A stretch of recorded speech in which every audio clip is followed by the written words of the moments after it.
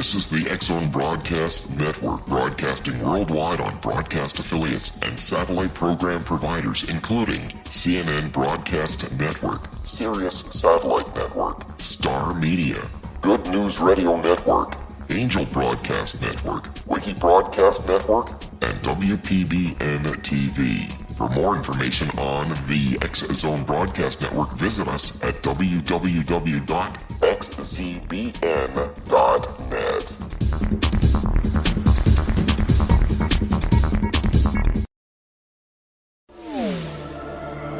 The X-Zone Radio Show with Rob McConnell is largely an opinion talk show.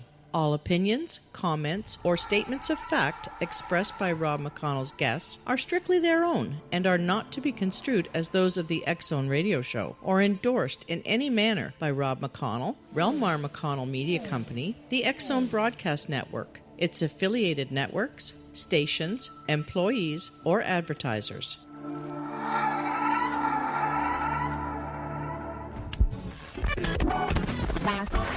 All Hit Radio.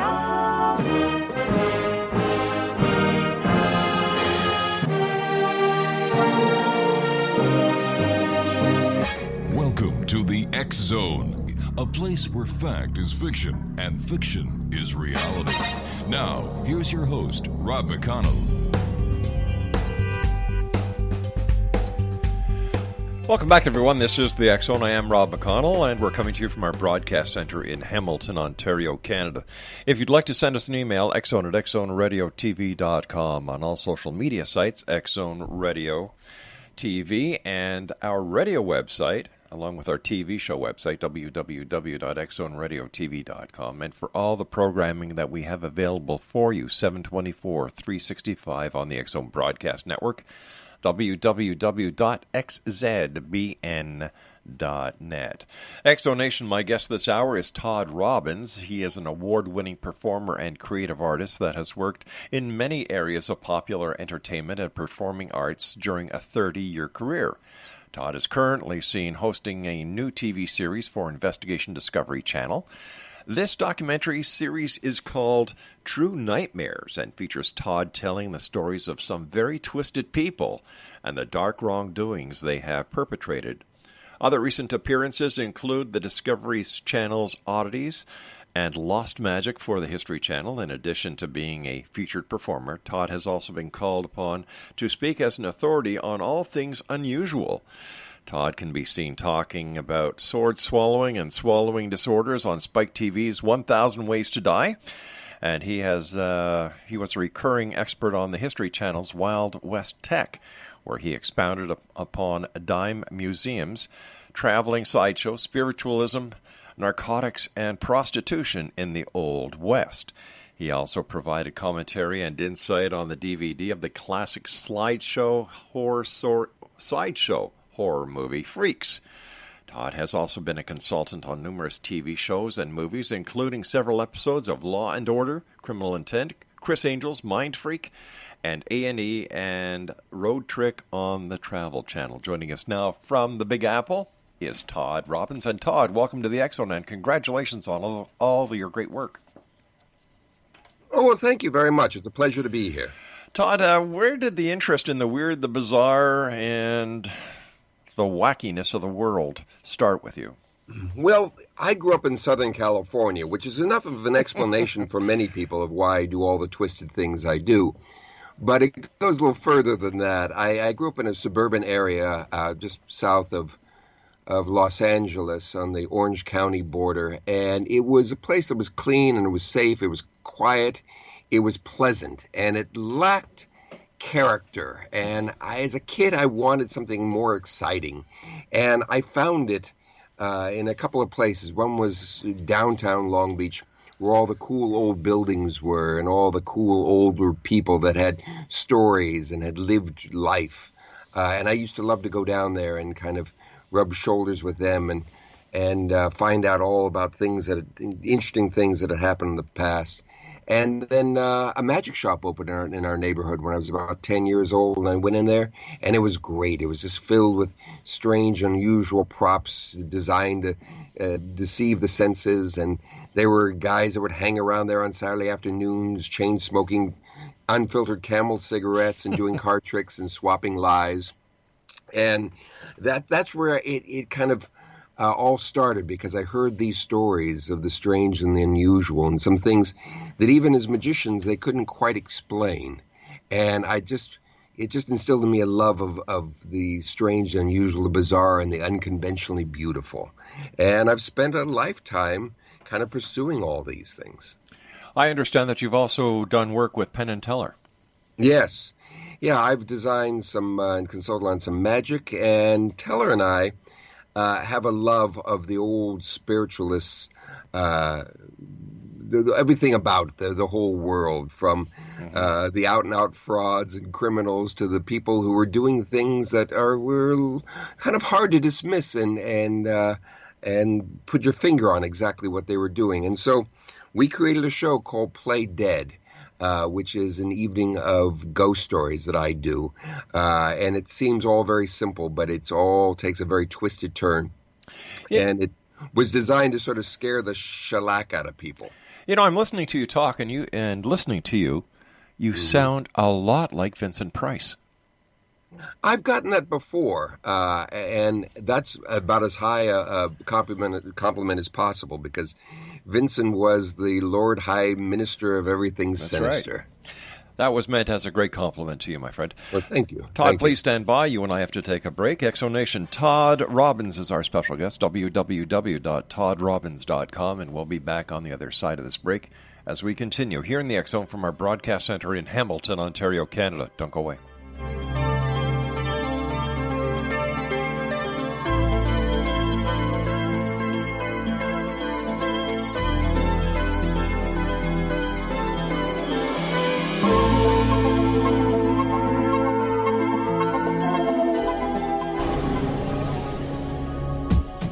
This is the X Zone Broadcast Network, broadcasting worldwide on broadcast affiliates and satellite program providers, including CNN Broadcast Network, Sirius Satellite Network, Star Media, Good News Radio Network, Angel Broadcast Network, Wiki Broadcast Network, and WPBN TV. For more information on the X Zone Broadcast Network, visit us at www.xzbn.net.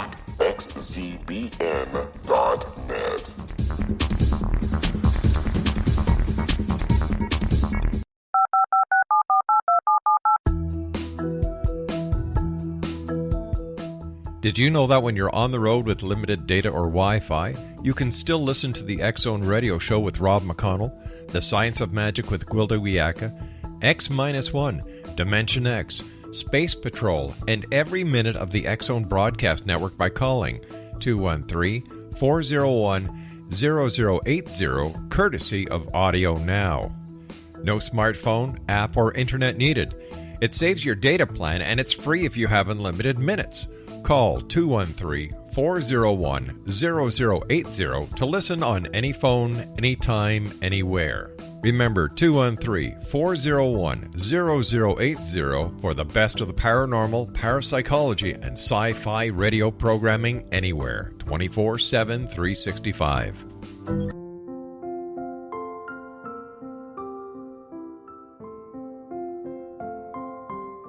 I am Dr. Carl O'Helvey, founder, president of a new cancer foundation focusing on evidence-based physical, mental, and spiritual interventions, including natural cancer cures, prayer, meditation, affirmations, nutrition, and other related holistic cancer prevention and cure modalities.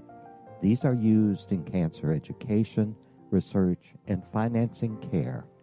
I ask for your help to continue this important work by donating at www.holisticcancerfoundation.com.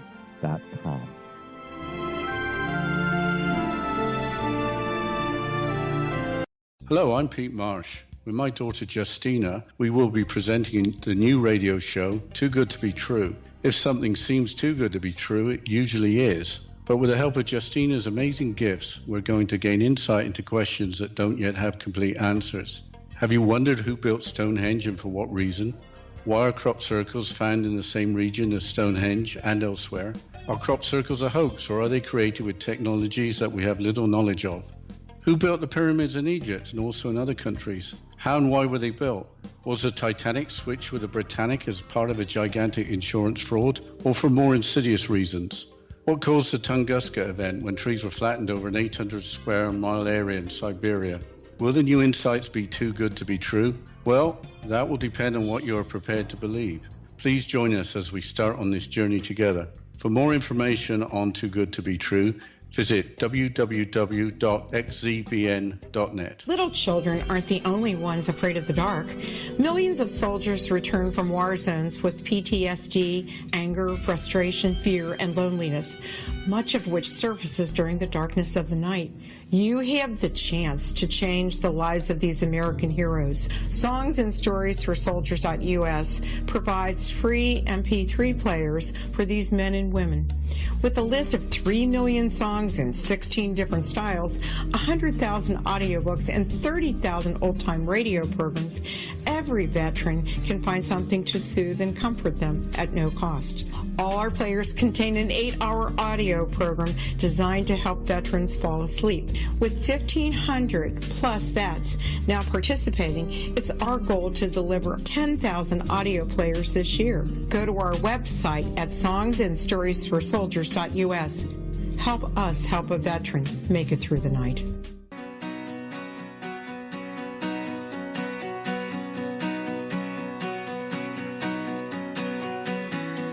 Exonation Todd Robbins is our special guest this hour. Todd has been classically trained as an actor at the American Conservatory Theater in San Francisco. He has put his performing abilities to good use in 2 Drama Desk nomination theater pieces that he created for Off-Broadway. The first one, Carnival Knowledge, was a behind-the-scene look at the world of the American sideshow and chronicled his experiences working in places like Coney Island. The second show, Play Dead, was co-created by Teller of Penn & Teller and was a spooky evening of ghost stories and startling phenomena. Teller also directed this acclaimed production. A film of this stage show is now playing the film festival circuit around the country. Plans are being made to open a permanent production of Play Dead in Las Vegas in the fall of 2017. It is very likely that Todd will reprise his role in the show for this production. His website, www.toddrobbins.com. Todd, how did you become the host of Investigation Discovery's True Nightmares TV show? Well, it came about, I was contacted by Discovery Studios, the production arm of the Discovery Communication, and they wanted to do some sort of a sideshow series. And my name kept coming up as they were doing research, so they contacted me and they said, we looked at video of you and think you might be a perfect host for what we want to do. Mm-hmm. But the problem was that whole project got axed. They had trouble selling it because people said, sideshow is too dark. And they were talking to people that, produced the Ice Road Truckers and Deadliest Catch and all these shows about people working and dying, but the Sword Swallower and the Bearded Lady was too dark a topic to deal with.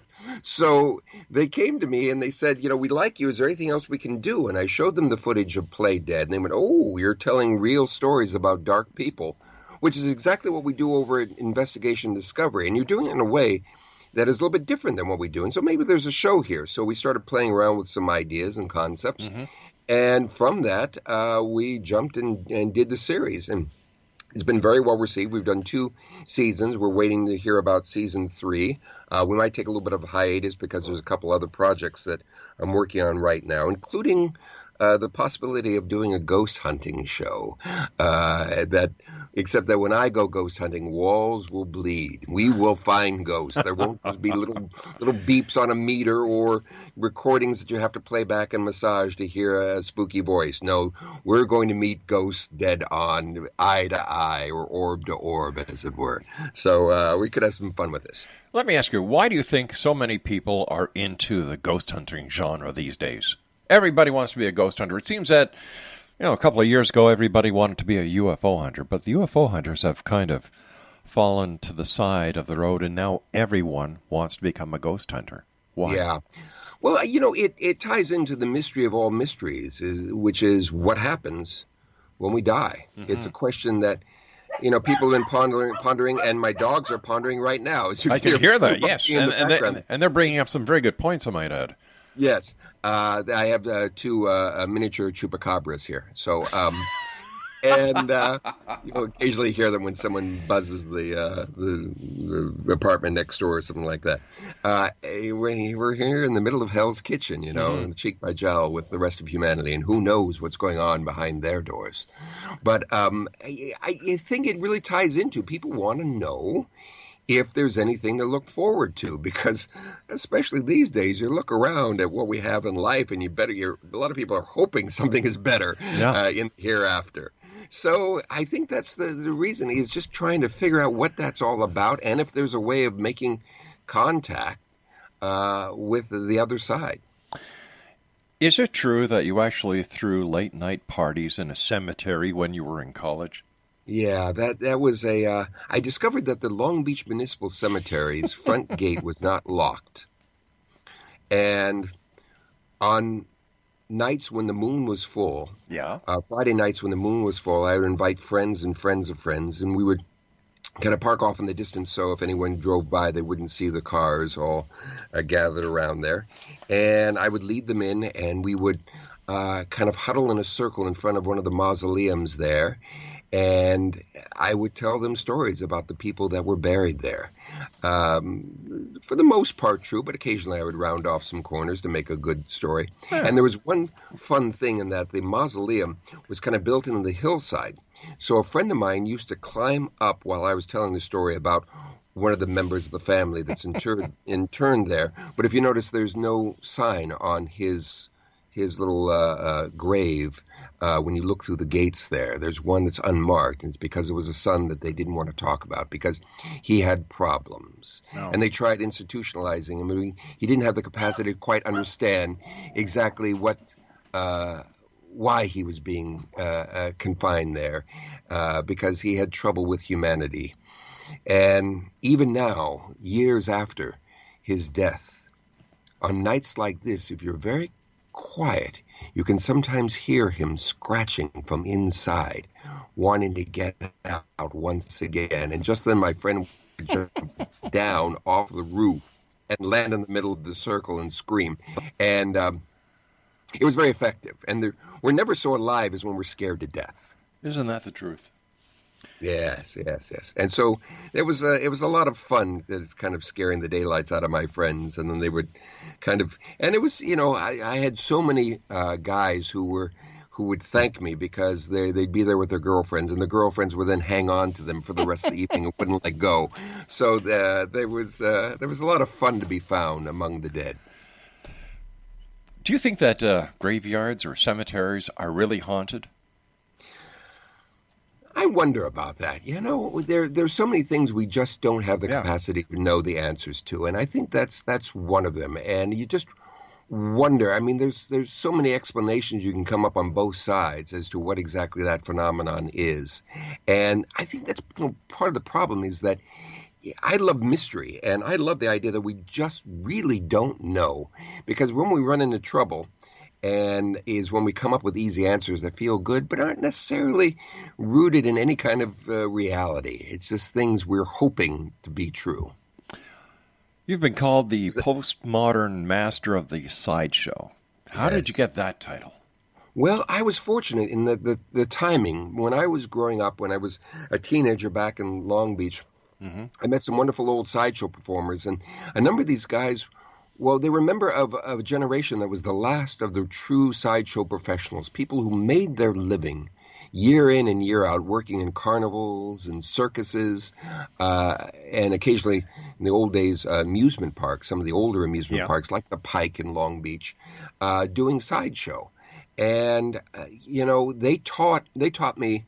I showed such respect to them and such appreciation of what they were doing that it gained access to their world, and they taught me a number of the secrets that they had learned, and it had all been passed down from generation to generation in a apprentice mentor kind of dynamic. And so they showed me all the things that I needed to know to do all these wonderful stunts of what's known as the working acts.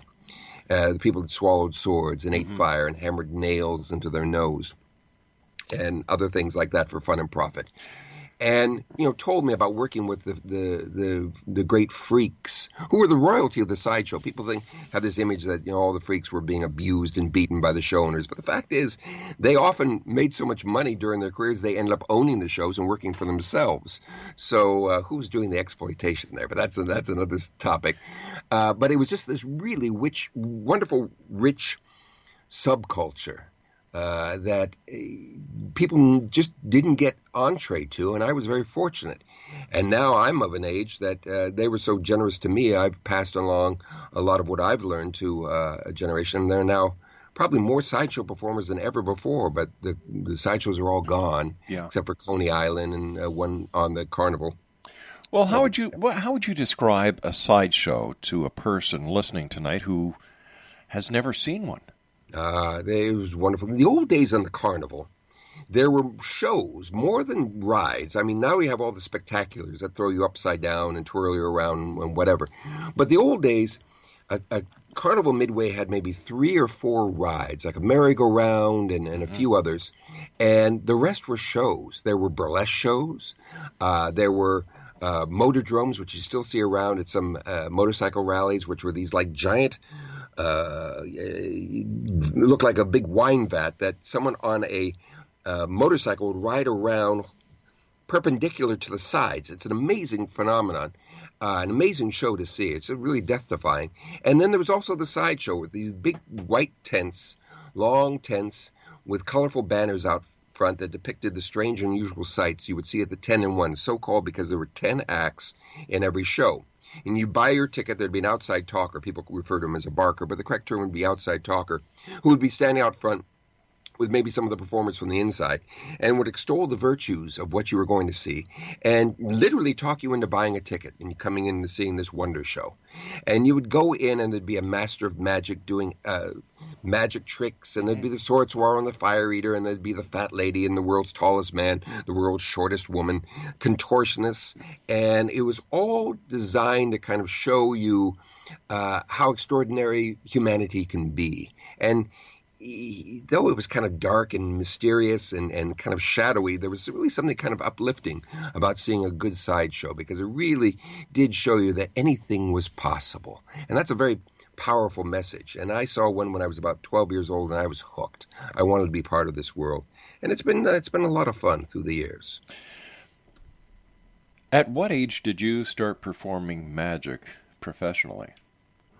Well, I was very fortunate. There was a group of young magicians in my neighborhood. They were known as the Long Beach Mystics. And out of this group, many of us became professional performers.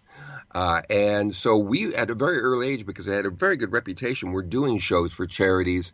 And I started performing and accepting money for doing birthday parties and charity events and things like that when I was about 12 years old, doing my magic act at blue and gold dinners for the Cub Scouts and things like that.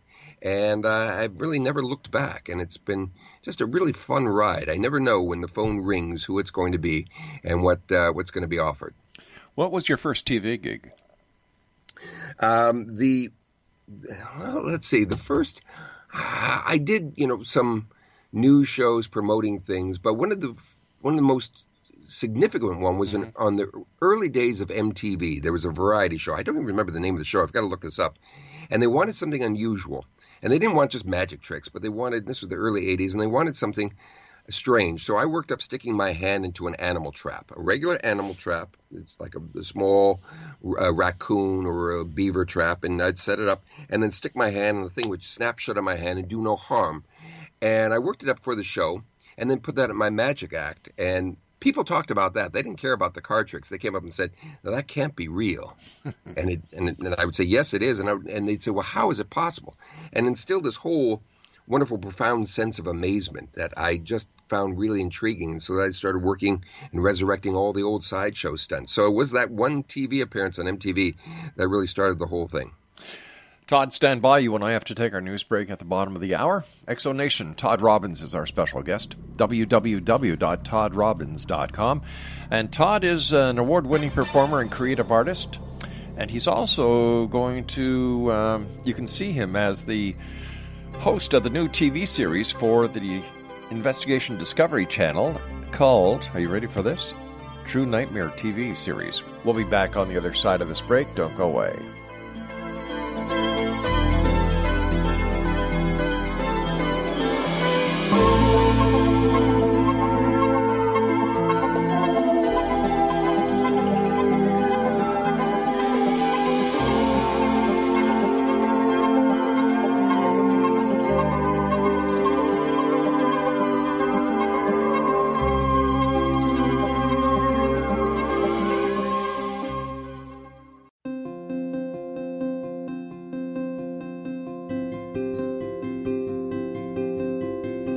Dreams are our personal gateways into infinite wisdom. Don't miss shamanic counselor and indigenously trained dream decoder Sandra Corcoran's inspiring book, Shamanic Awakening Between the Dark and the Daylight.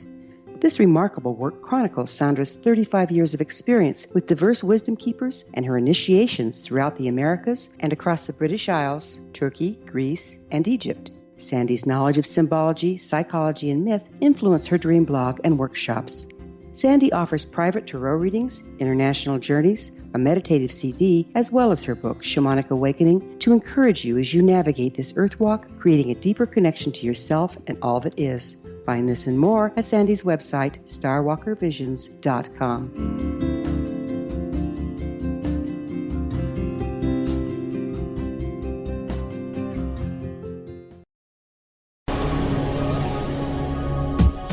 This is the X-Zone Broadcast Network, broadcasting worldwide on broadcast affiliates and satellite program providers, including CNN Broadcast Network, Sirius Satellite Network, Star Media, Good News Radio Network, Angel Broadcast Network, Wiki Broadcast Network, and WPBN TV. For more information on the X-Zone Broadcast Network, visit us at www.xzbn.net.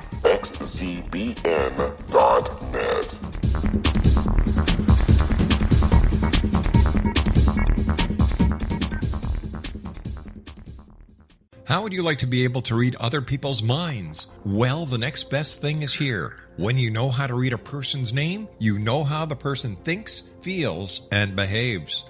Each letter in our name holds a key to unlock our true essence. Our name contains both our gifts and challenges in this lifetime.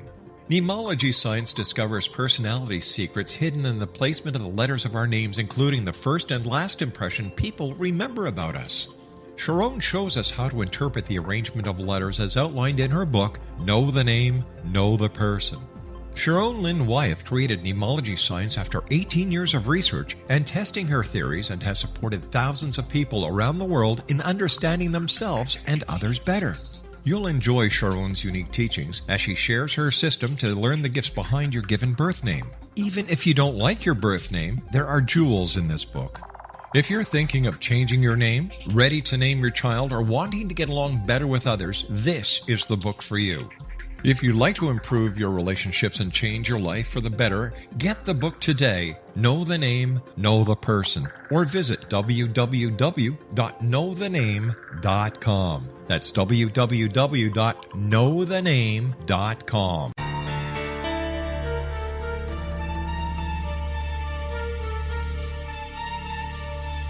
Hello, I'm Justina Marsh, and with my dad Pete, we are going to present a new show called Too Good to Be True. Together, we are aiming to discover more truths about this world and beyond. Do you have unanswered questions about the world? Do you ever wonder about aliens, conspiracy theories, or the universe?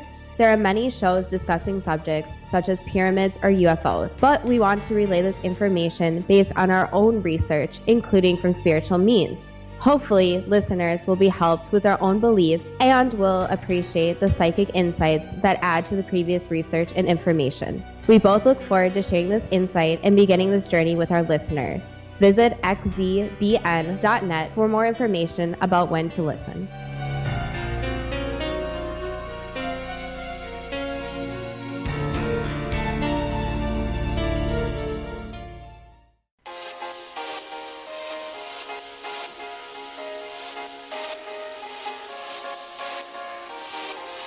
Exonation Todd Robbins is our very special guest this hour. And Todd is currently seen hosting a new TV series for Investigation Discovery Channel entitled True Nightmare TV. And his website is www.toddrobbins.com. Is it true that the founder of the Church of Satan, Anton LaVey, sent you a fan letter? Yes. It turned out I met a fellow who wanted to learn a little bit of sideshow stuff many, many years ago. And he was an associate of Dr. LaVey. And he, I didn't really know this at the time. I was just showing him a few things. And he said, "Can I repay you in any way?" And I go, no. I learned this from wonderful people, and I'm just passing it on. And he said, well, he said, if there's anything I can do, I do this, and I'm a regional director of the Church of Satan. I said, what was that? He said, oh, yeah, I'm a regional director of the Church of Satan, one of the pastors or whatever the distinction was. And he said, oh, by the way, Anton LaVey is very fond of you. I'm like, what? He said, yes, I actually have a fan letter. I had done a video called The Magic of the Sideshow. It was for the magic community, and it was instructing them how to do some of the old sideshow stunts. And he went out to San Francisco, and he always liked to bring a gift for Dr. LaVey.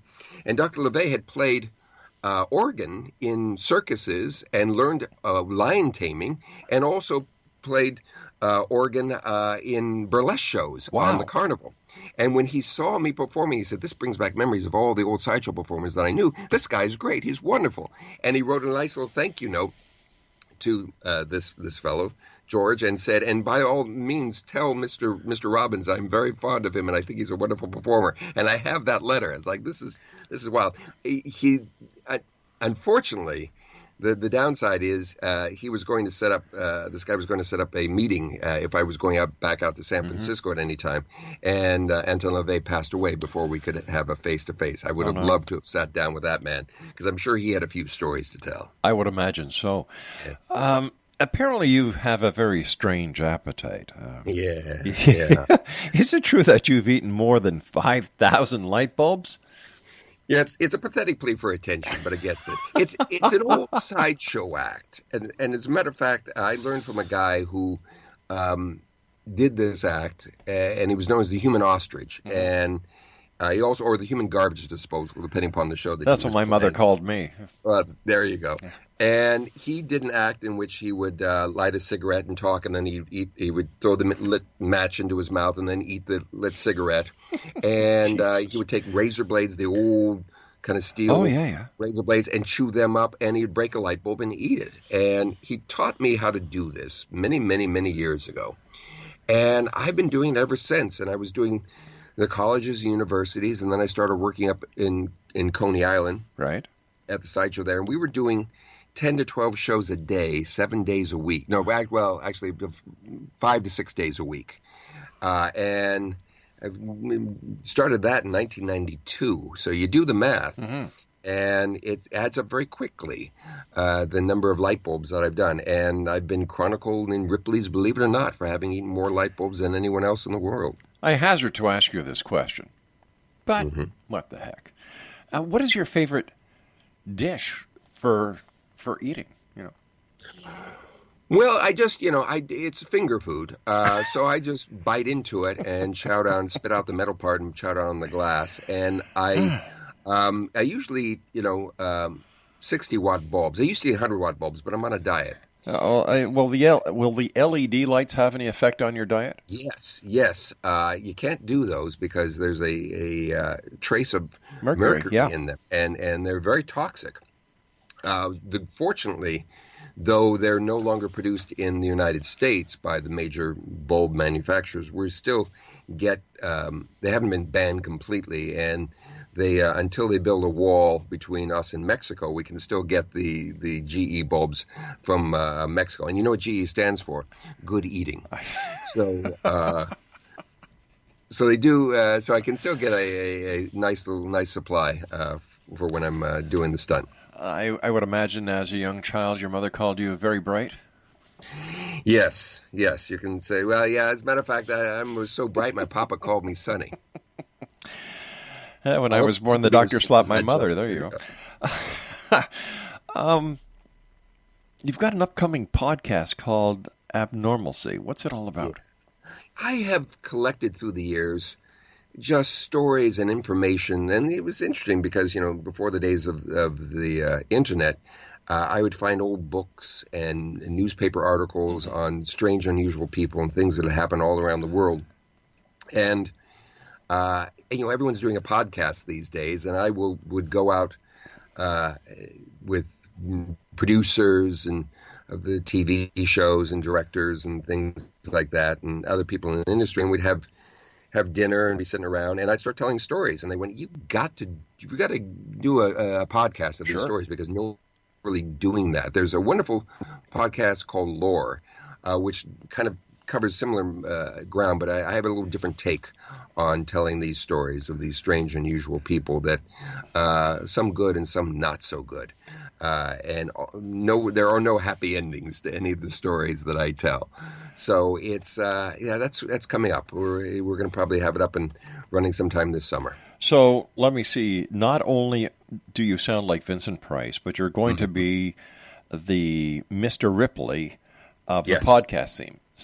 A little bit of everything. And I understand that some of the stories that we do on True Nightmares and what I'll be telling in the podcast Abnormalcy might be disturbing some people, and they might find it a little difficult to sleep at night. And if that's the case, they just let me know, and I'll be more than happy to come over, tuck them in, and then stand there and watch them sleep. Oh, God. Well, or else you can take up to texting like the president does and Twitter this yourself. Is true. Yeah. Yes, he needs his beauty sleep. I wish he would just put the phone down and get some beauty sleep, please. Here's a question for you: if you could have dinner with 3 people from the past, who would they be?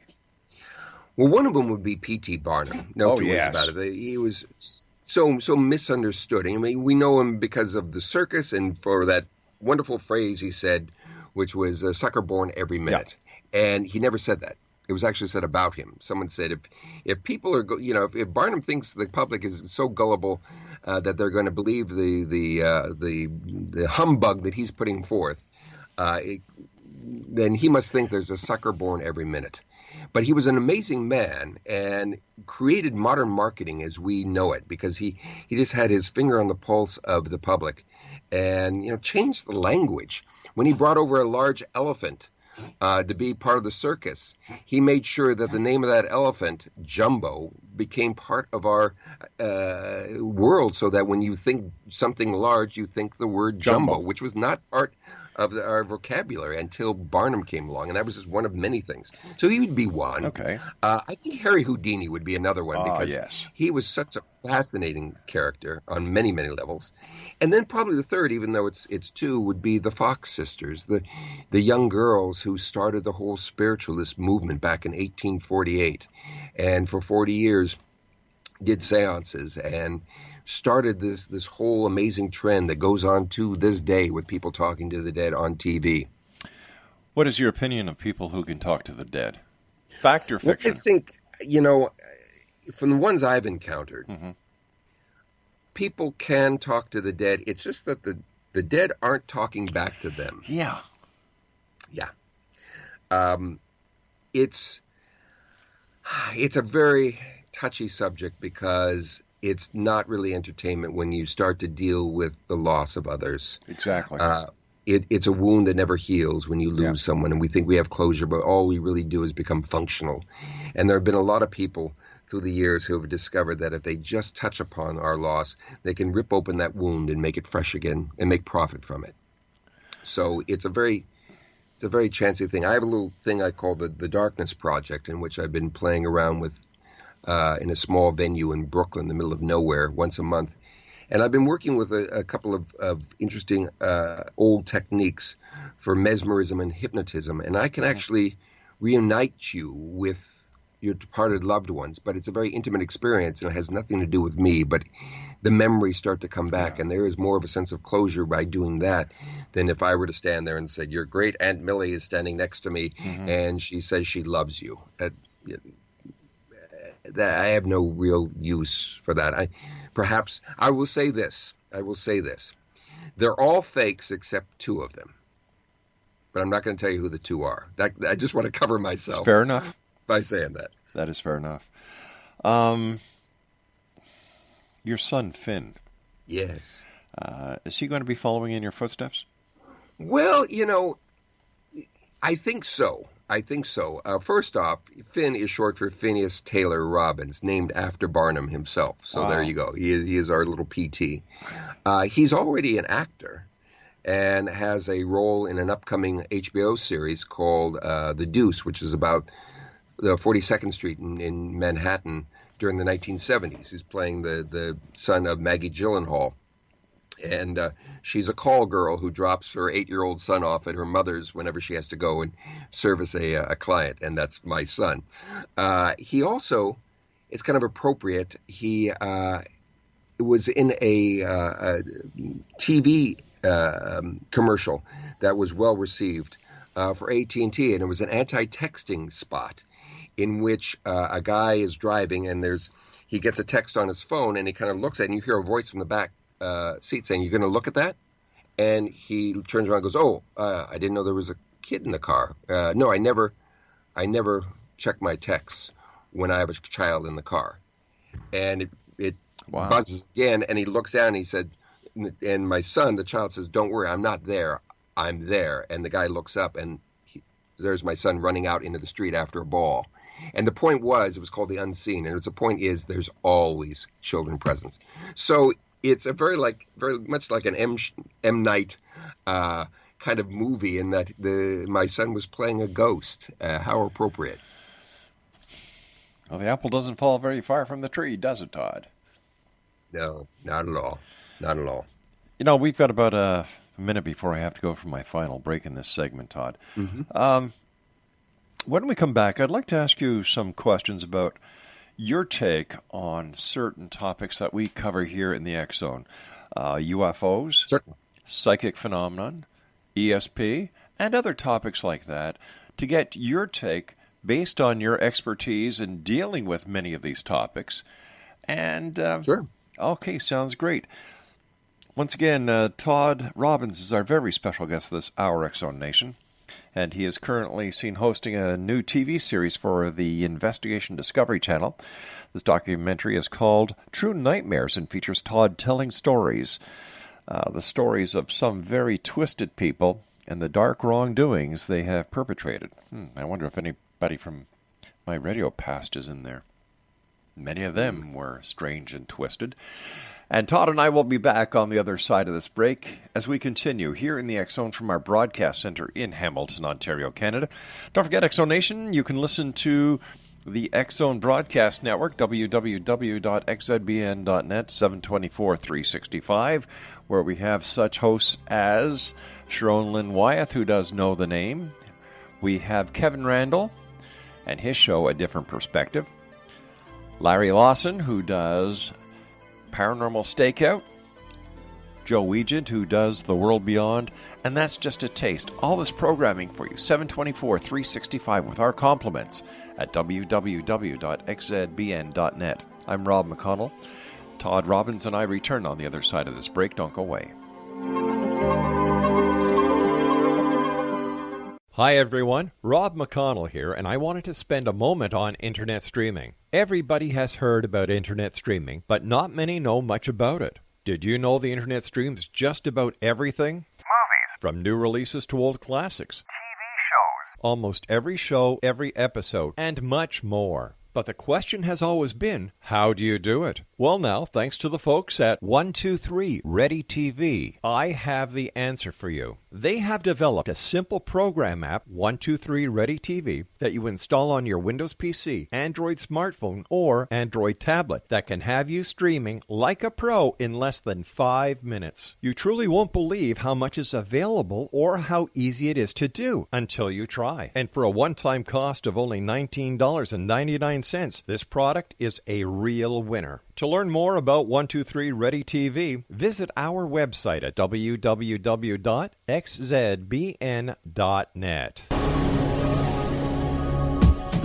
This is the X-Zone Broadcast Network, broadcasting worldwide on broadcast affiliates and satellite program providers, including CNN Broadcast Network, Sirius Satellite Network, Star Media, Good News Radio Network, Angel Broadcast Network, Wiki Broadcast Network, and WPBN TV. For more information on the X-Zone Broadcast Network, visit us at www.xzbn.net.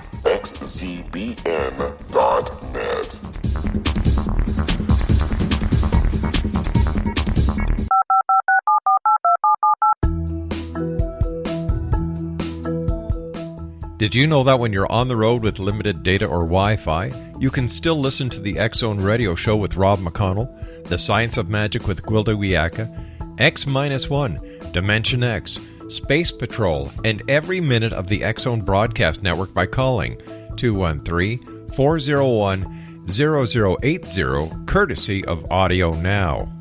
No smartphone, app, or internet needed. It saves your data plan, and it's free if you have unlimited minutes. Call 213-401-0080 to listen on any phone, anytime, anywhere. Remember 213-401-0080 for the best of the paranormal, parapsychology, and sci-fi radio programming anywhere, 24/7, 365.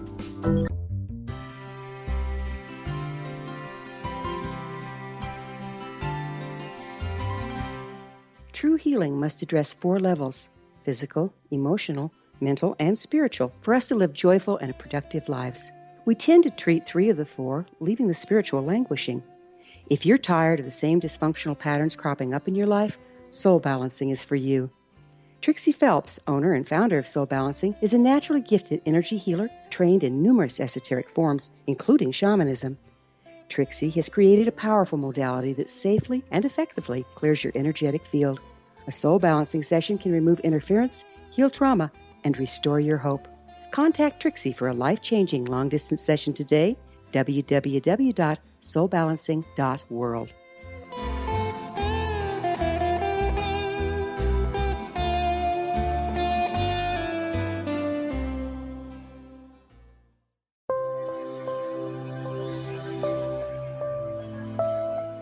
There's a legend shared by many indigenous cultures of a time when the nations were cast to the 4 corners of the world.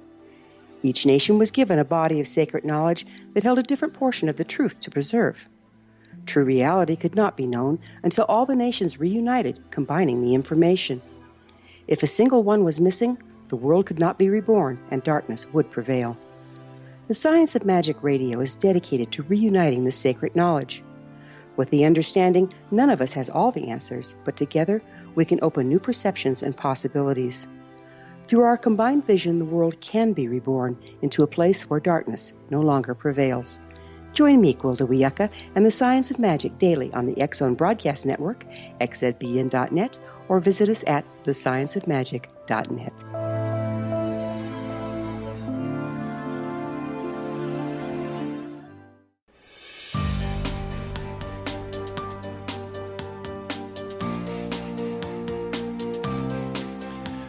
Exonation Todd Robbins is our special guest. www.toddrobbins.com. A number of the people that I've talked to over the years, Todd, doing this show, as well as those people I've met on the road, often ask if ghost hunters or paranormal researchers at times are disrespectful to the dead by taunting them, by provoking them. What is your take on this? Well, it's an important topic in regard to, is there a life after death? Is this all there is, life, or is there more? And, in order to find out things, we often have to be a little disrespectful and probe and figure out what it is, because there's so much that is unexplained in our world. And the problem is when you come up with, as I mentioned earlier, easy answers that feel good on both sides of it, whether they are the true believers or the hardened skeptics that go, well, it must be this. Well, and that there's foolishness in that kind of flat-footed stance. I think we need to, if you look back through history of all the major developments and innovations that have happened, at one point people just scoffed at the idea. And it's important to kind of keep an open mind. And I don't think it's disrespectful for the dead, for the people that are going the ghost hunting, because we're just trying to find out what there is. And if there is an entity that is there, embedded in a location, why? And is it possible that they are, looking for peace in what they do? So the end result is, I don't think it's disrespectful whatsoever, because this is the only way that we are going to make any kind of progress in knowledge and learn is by doing paranormal research and trying to figure things out. Psychics, real, legitimate, fact, or fiction? We've all had a psychic experience. We've all had an experience we can't explain. And again, this ties into the same kind of thing, in that we just don't know. And those that will tell you they do know, I think they're either guessing, or there's a profit to be made by giving the illusion of psychic ability. And that's where you get into a lot of trouble, because people want to believe, people are looking for answers, and there are people out there that will be more than willing to look at you straight in the eye and lie to you. I've met a lot of people through the years, and I really haven't met anyone who could, on a regular basis, do anything that was you could really put your finger on and say, this is psychic ability that can be called forth at any given time. There was one old medium that I knew years and years ago. I won't mention the name, because his family is still in the business. And he was just the most charming con artist you'd ever want to meet. He had this great smile and this charming demeanor. And we got talking about him being an open medium as opposed to a shut-eye. And that often is just the phrase that when one medium meets another, or psychic meets another, they say, "Are you open?" And it's a little code that says, asking if they're real or not. If they know what if they know what that means, and chances are they're a fraud. But anyway, he said, "I give people hope. It's false hope, but it's hope nevertheless." And he said in such a charming way, I found myself nodding, and they were like, "Wait, what? What?" So there's the problem is that there's just so much. The whole field has been so tainted by those people that are trying to pass off sleight of hand and other manipulation of reality as a genuine phenomenon. How about UFOs? Is it possible that the governments of the world are suppressing information pertaining to the existence of UFOs and extraterrestrials? That's another topic that my impulse, and it's not based on anything except opinion, is to say no, because the governments can't seem to do anything right. So how is it that they could maintain a conspiracy for 60 years? All of these things, they're just not that good. So, and if they've got people that are that good, why aren't they working on some of the big problems? Exactly. Just concealing the truth. So, people have seen things. There's no doubt about that. They've had experiences, but they're so fleeting, they're so ephemeral that we can't really do anything except guess what possibly that was, as opposed to seeing it over and over again and really being able to test it and then come to the truth, the reality of what that experience is. In my experience doing this show for the number of years I've been doing it, I have found the UFO community to be very forgiving when it comes to an irregularity or a fallacy that is discovered later on during the events of a UFO sighting, landing, or crash. For example, the crash at Roswell, New Mexico, when you had Jesse Marcel, the base intelligence officer, goes out to Mark Brazil's farm, finds out some of this debris.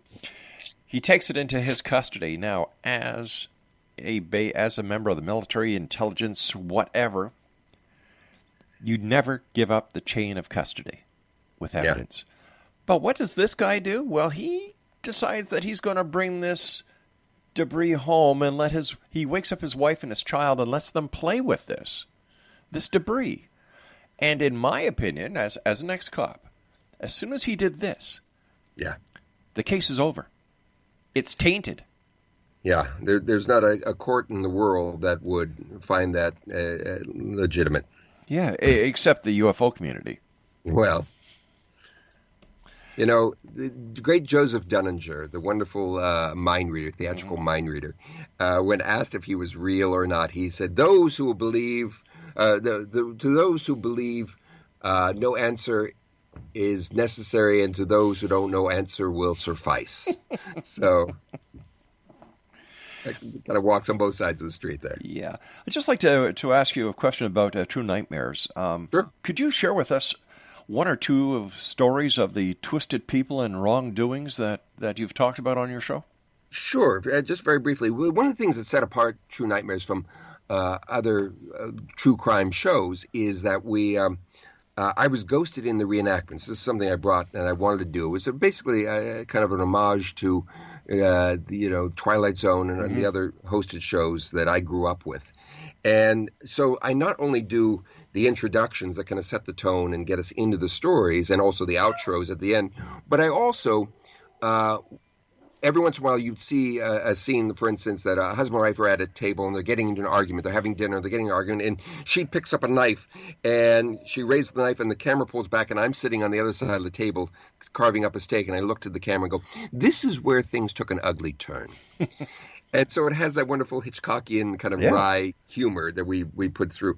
But there were some just amazing stories. One of my favorite was a woman named Belle Gunness. Gunness or Gunness. Pronunciations vary on this. And she was a woman that came from Norway. She went to Chicago. A string of unfortunate events, husbands dying. She inherited some money from life insurance policies. She bought a pig farm in Indiana and was living there. And she took out Lonely Heart ads in the back of magazines and newspapers back at the turn of the century, inviting men of means, lonely men, to come and visit her for the possible idea of, romance and companionship and combining their fortunes and living happily ever after. And guys would come, but there was never seemed to be any real connection there. And they were gone in a day or two, and they would come and go and come and go and come and go. And there was a farmhand that seemed to have a fascination with her, really almost a stalker, was in love with her. And she told the authorities that she was scared that he was going to do something because she wasn't interested in him. And they kept an eye on him. And sure enough, her farmhouse burned down and killed her and her two children that were in the farmhouse. And they arrested the guy. They could prove arson, but that was about it. And put him away. And a year later in jail, he developed tuberculosis. And as he was dying, he called the sheriff and said, "I'd like to give you a confession." He said, "Well, we already know." He said, "Yeah, I've got to tell you something," which is he was in collusion with Belle, that she was actually a murderess. And all those guys who came to visit, none of them left. She may have murdered as many as 40 or 50 men, lonely, single men who had money, and they brought the money with them. And she murdered them, often slitting their throats or poisoning them. And if she slit their throats, they would throw them to the hogs. Oh, my gosh. To devour. And then she set up this guy, Ray. She said, we're going to run away together. We're going to set a fire and burn the house down and kill my children, and we're going to run off and with all the money and live happily ever after. And he was so taken with her that he helped her out, not knowing that she had gone to the authorities and painted this picture that he was a madman and in love with her. So the house was burned down. There was a housekeeper that they had just hired that was about the same size, same shape as Belle. And they even found her dental work. She had pulled her own teeth out and left it there next to the body. And he so loved her, he didn't rat her out until he knew he was dying. by then she was long gone, and she's one of the few serial killers that we know who she is, but she was never caught. Todd, I hate to do this, but we've got to say so long for now. Thank you so much for joining us, Todd. My pleasure. And I hope that we have the pleasure of having you back on, and Exo Nation, True Nightmares on Investigation Discovery Channel. Todd Robbins has been our guest, www.toddrobbins.com. I'll be back on the other side of the news at 6.5 minutes past the top of the hour. Don't go away.